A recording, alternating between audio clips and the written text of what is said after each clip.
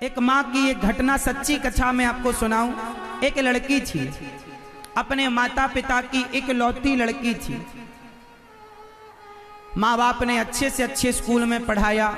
माँ बाप भी बड़ी मेहनत करते थे, पैसा कमाते थे, इसलिए कि मेरी बेटी, एक तो बेटी है, बेटा है नहीं, दूसरी बेटी भी नहीं है, इसी को पढ़ाओ, खूब पढ़ाओ। बेटी पढ़ते पढ़ते पढ़ते उसे एक मुसलमान लड़के से प्यार हो गया।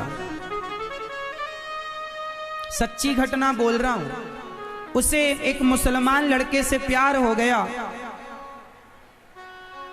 माँ बाप ने समझ लिया कि कुछ गड़बड़ चल रहा है। बेटी से पूछा, बेटी तुम ये क्या कर रही हो? बेटी ने बताया कि मैं एक लड़के से प्यार करती हूँ, शादी करना चाहती हूँ।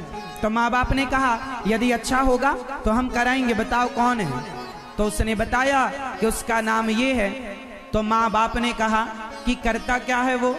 बोले मीट की दुकान चलाता है, दुकान है उसकी, वो दुकान चलाता है। माँ बाप ने समझाया, अरे राम राम, तू हिंदू की लड़की है, तेरे घर में गाय को माता माना जाता है, तेरे घर में गाय की आरती उतारी जाती है, और तू उसके घर में जाएगी जिसके घर में गाय काटी जाती है और गाय का गोश्त मांस खाया जाता है।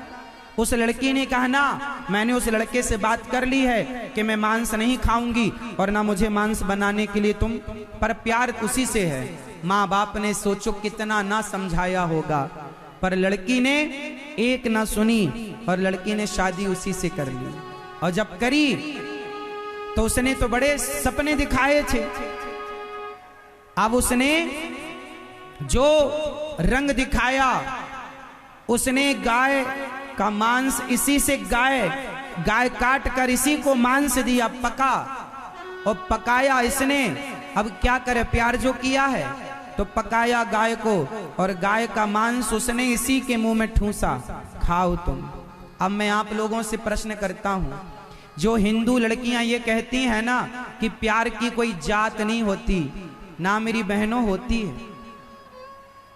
पहले के तुम्हारे बाप दादे ना शादी विवाह सब जगह नहीं करते थे, नाम गोत्र खानदान कुटुंब सब मिलान करते थे। मूर्ख नहीं थे तुम्हारे बाप दादे। क्यों? इसका एक साइंटिफिक रीजन बताऊं मैं आपको, साइंस के आधार पर कारण समझाऊं मैं आपको, समझो। हमारे यहां कहा जाता है कि ब्राह्मणों का विवाह ब्राह्मणों में ही होता है, क्षत्रियों का विवाह क्षत्रियों में, और वैश्य का विवाह वैश्य में, और शूद्र का विवाह शूद्र में। क्यों ये बात क्यों कही जाती है? क्योंकि विचारों का, जैसे ब्राह्मण की लड़की है और वो ब्राह्मण घर में जाएगी तो ब्राह्मण के विचार मिल जाएंगे, उससे ज्यादा दिक्कत परेशानियां गृहस्थी चलाने में नहीं होंगी। क्षत्रियों का जो रिवाज है तो क्षत्रिय की लड़की क्षत्रिय में जाएगी तो सेम रिवाज, रीति रिवाज। वैश्य की लड़की वैश्य में जाएगी तो सेम रीति रिवाज शूद्र की। अब सोचो कि कोई हिंदू की लड़की जो गाय, आप में से कितने लोग गाय को अपनी माता मानते हैं? चलो ठीक है। अब कोई लड़की किसी मुसलमान लड़के से विवाह करे तो तुम गाय को माता मानती हो और वो लोग गाय को मारकर खा जाते हैं, तो बताओ विचार अलग अलग हो गए कि नहीं? जो लड़की सारी जिंदगी गाय की पूजा करती आई है, अब तुम्हारे मुंह में कोई गाय का मांस रखे खाओगी? पर मुसलमान से विवाह करोगी तो खाना पड़ेगा। इसलिए विचार मिसमैच हो रहे हैं। इसलिए कहता हूं कि शादी केवल भोग विलास का सब्जेक्ट नहीं है, जन्म जन्म का बंधन है, 7 जन्म का। जिस परंपरा से सनातन धर्म में विवाह होता है, हमारे यहाँ पति पत्नी का रिश्ता 7 जन्म का होता है। अन्य धर्मों में पति पत्नी का रिश्ता 7 जन्म का नहीं, एक कॉन्ट्रैक्ट होता है बस। दूसरे हिंदुओं को छोड़कर अन्य धर्मों में पति पत्नी एक कॉन्ट्रैक्ट है। पसंद तुम नहीं आई तो दूसरी ले आए, ये पसंद नहीं आई तीसरी ले आए। पर हम सनातनियों के यहाँ एक आ गई तो फिक्स हो गई 7 जन्म के लिए। हमारे यहाँ दूसरी का कोई ऑप्शन नहीं है। इतना अच्छा धर्म इतना अच्छा विचार छोड़कर तुम अन्य धर्मों में जाकर शादी विवाह करती हो। एक लड़का, अभी एक पिक्चर भारत देश में अभी आपने सुनी होगी, द केरला। उस पिक्चर में छोटी सी कहानी मैं आपको सुनाता हूं क्या है। उस पिक्चर में एक छोटी सी कहानी है। हिंदू लड़की होती है और एक मुसलमान लड़की होती है। वो हिंदू लड़कियों को बहलाकर फुसलाकर और अपने धर्म में वो उसे कन्वर्ट करना चाहती है। अपने मुसलमान भाइयों से, मित्रों से वो इन्हें मिलाती है और वो बताते हैं कि तुम्हारे भगवान में क्या है। कृष्ण भगवान ने इतनी सारी स्त्रियों से विवाह किया, ऐसा ऐसा पाठ तुम्हें पढ़ाया जाता है।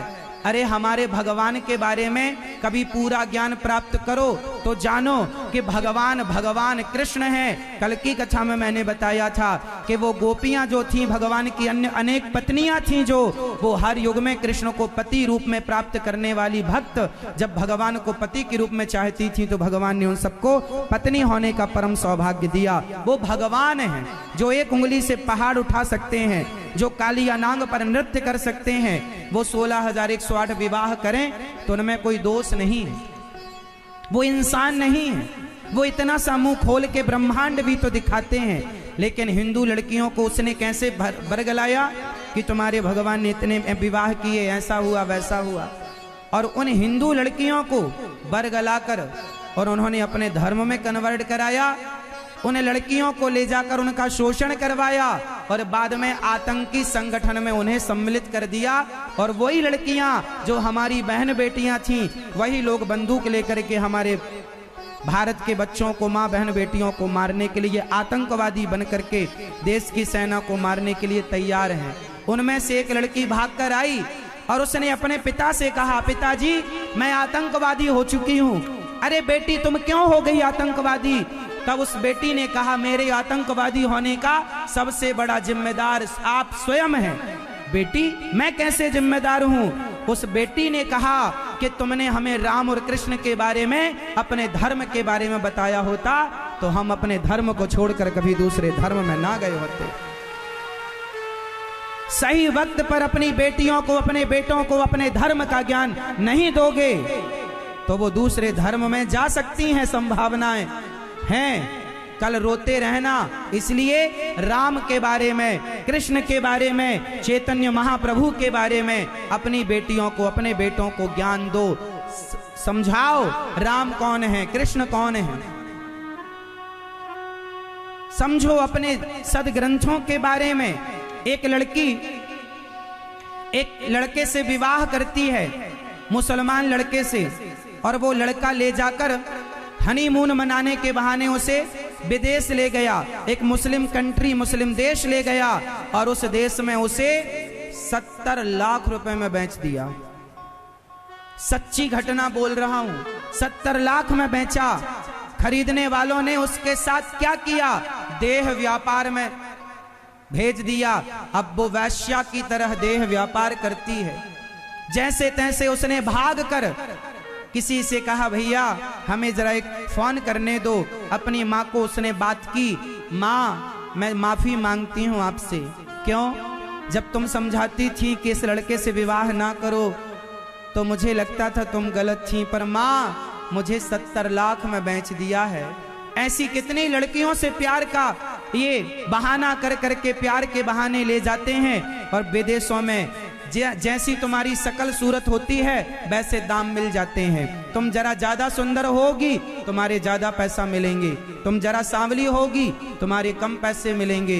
विदेशों में भारत से जाकर लव जिहाद क्या है? यही तो है, प्यार के बहाने ले जाकर और देह व्यापार में घुसा दिया जाता है बहन बेटियों को। और ये हमारी बहन बेटियां ना जाने कब समझेंगी, कब सीखेंगी। उस लड़की ने अपनी माँ से बात की और अंत में उसकी माँ ने रोते हुए कहा, बेटी तू वापस आ जा। उसने कहा, माँ वापस आने का कोई ऑप्शन नहीं है, मैं इन लोगों के साथ घिरी पड़ी हूँ, आज जैसे तैसे बात कर पाई हूँ। माँ अब मैं आखिरी फोन कर रही हूँ, अब मैं मर जाऊंगी इसके बाद माँ, अब मेरे जीने का कोई अर्थ नहीं रहा। उस लड़की ने आखिरी बार माँ से बात की और आत्महत्या कर ली। क्या करती? सारी जिंदगी अपने शरीर को नुचवाती उन भेड़ियों के हाथ से। इसलिए तुम्हारी अनपढ़ माँ, तुम्हारे अनपढ़ पिता तुम्हारे दुश्मन नहीं हैं, तुम्हारे लिए लड़का ढूंढेंगे। सब्र रखो। कोई लड़का पसंद आए तो कर लेना शादी। माँ बाप को बताओ, माँ बाप के कितने अरमान होते हैं, कितने सपने होते हैं कि मेरी बेटी बड़ी होगी, मैं विवाह करूंगा उसका, है ना। और जब आप भाग जाती हो किसी लड़का लड़की के साथ, कभी पलटकर देखती हो? तुम तो अपना घर बसा लेती हो, लेकिन माँ बाप का बसा बसाया घर उजाड़ देती हो मेरी बहनों।